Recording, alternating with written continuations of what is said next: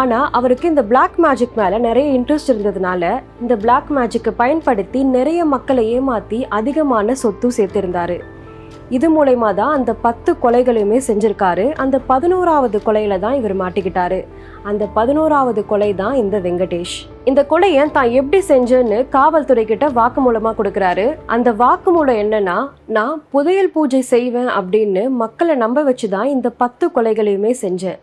எல்லா மக்களும் என்னை நம்பி வந்து ஏமாந்தாங்க. இதனாலதான் அவங்க கிட்ட இருந்து பணத்தை எல்லாம் திருட்டு போய் நான் அவங்கள கொலையும் செஞ்சேன் அப்படின்னு காவல்துறை கிட்ட வாக்குமூலம் கொடுக்கறாரு. சத்யம் யாதவோட முதல் விக்டிமே ஒரு கொலை இல்ல 4 கொலை. அதாவது அந்த ஒரு குடும்பத்தை சேர்ந்த 4 பேரையுமே கொலை செய்யறாரு. ஒரே குடும்பத்தை சேர்ந்த 4 பேரும் சத்யம் யாதவ் கிட்ட எங்க வீட்டுக்கு பின்னாடி ஒரு புதையல் இருக்கு, ஆனா அது எங்க இருக்குன்றது எங்களுக்கு தெரியல, நீங்க கண்டுபிடிச்சு கொடுக்க முடியுமா அப்படின்னு சத்யம் யாதவ் கிட்ட கேக்குறாங்க.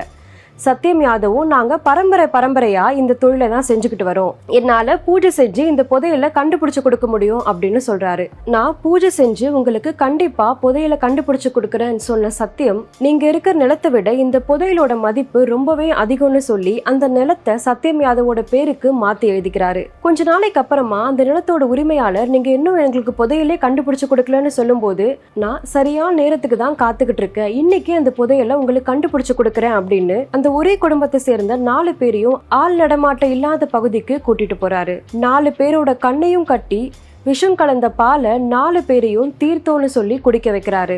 அந்த தீர்த்தத்தை குடிச்சு 4 பேருமே இறந்து போறாங்க. இப்படிதான் இவரு 10 கொலையுமே செய்யறாரு. 11வது கொலையா இந்த வெங்கடேஷ கொலை பண்ணும்போது தான் இவர் மாட்டிக்கிறாரு.